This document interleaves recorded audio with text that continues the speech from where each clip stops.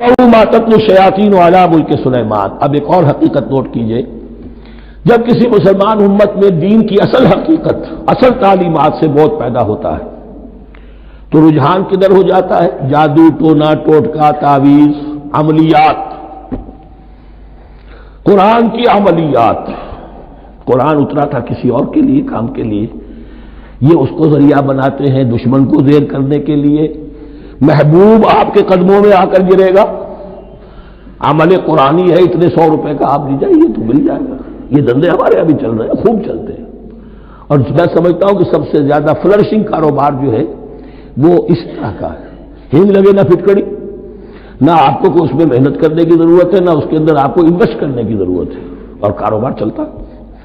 تو وہاں بھی کیا ہوا، وَاتَّبَعُوا، جب دین کی اصل حقیقت کو دور پھینک دیا، انہوں نے پیروی کی اس کی ما تتلو الشیاطین علی ملک سلیمان، جو شیاطین جن جو تھے، علی ملک سلیمان سے مراد ہے علی عہد ملک سلیمان، حضرت سلیمان کے زمانے میں چونکہ اللہ تعالیٰ نے ان جنات کو حضرت سلیمان کے تابع کر دیا تھا، تو وہاں پر چونکہ ان کا اب جو ہے کوئی میل جول زیادہ تھا لوگوں کے ساتھ، تو وہ انہیں کچھ اس قسم کی چیزیں سکھاتے رہتے تھے، گویا کہ اندر سے تخریب کاری۔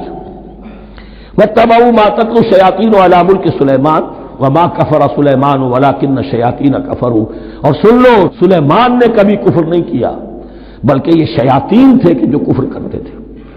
جادو کفر ہے، لیکن آپ کو نقش سلیمانی آج تک بھی لفظ ملے گا، نقش سلیمانی۔ آج بھی مسلمان بھی ان چیزوں کو حضرت سلیمان کی طرف منسوب کر رہے ہیں، وہ ظلم اب بھی جاری ہے۔ وما کفر سلیمان ولکن الشیاطین کفروا یعلمون الناس السحر، وہ لوگوں کو جادو سکھاتے تھے۔ وما انزل علی الملکین ببابل ہاروت و ماروت، اور جو کچھ نازل کیا گیا 2 فرشتوں پر، ہاروت اور ماروت پر، بابل میں۔ بابل یہ ہے پرانا عراق، بیبلونیا۔ نبوکدنضر بھی بیبلونیا کا بادشاہ تھا، نمرود بھی بیبلونیا کا بادشاہ تھا۔ عراق کے بادشاہوں کا لقب ہی تھا نمرود، نواردہ اس کی جمع ہے۔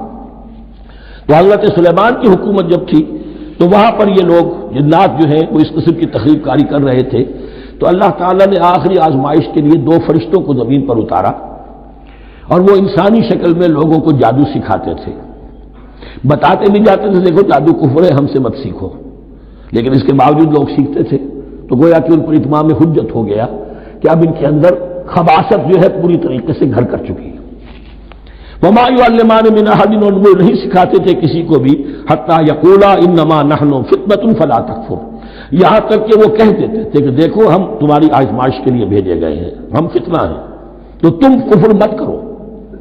فیتعلمون منہما ما یفرقون به بین المرء وزوجہ، تو وہ سیکھتے تھے ان دونوں سے وہ شے کہ جس کے ذریعے سے تفریق کر سکے ایک شخص اور اس کی بیوی کے درمیان، تفرقہ ڈالنا گھروں کے اندر، فساد۔ اب بھی یہ عورتوں کے اندر یہ کام بڑی تیزی کے ساتھ چلتے ہیں، تعویذ اور دھاگے اور کیا کوئی گنڈے چلتے ہیں۔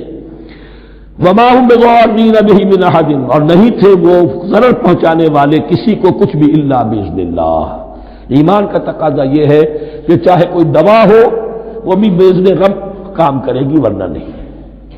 کوئی اور اسباب طبیعیہ ہے، ان کے بھی اثرات ظاہر ہوں گے اگر اللہ چاہے گا، اس کے بغیر کچھ نہیں ہو سکتا۔ جادو کا بھی اثر ہوگا تو اللہ کے اذن سے ہوگا، تو بندہ مومن کو ڈٹے رہنا چاہیے اور مقابلہ کرنا چاہیے۔ وما هم بضارین بہ من احد الا باذن اللہ ویتعلمون ما یضرهم ولا ينفعهم، اور وہ سیکھتے تھے ان سے وہ چیزیں جو ان کے لیے مضرت بخش تھی، ضرر پہنچانے والی، اور انہیں نفع نہیں پہنچاتی تھی۔ وَلَقَدْ عَلِمُوا لَمَنِ اشْتَرَاهُ مَا لَهُ فِي الْآخِرَةِ مِنْ خَلَاقٍ، حالانکہ یہ بات ان کے علم میں آ چکی تھی کہ جس نے بھی اس چیز کو حاصل کیا، جادو سیکھا، اس کا پھر آخرت میں کوئی حصہ نہیں ہے۔ وَلَبِئْسَ مَا شَرَوْا بِهِ أَنفُسَهُمْ، اور بری تھی وہ چیز جس کے لیے انہوں نے اپنے آپ کو فروخت کر دیا، لَوْ كَانُوا يَعْلَمُونَ، کاش کہ انہیں علم ہوتا۔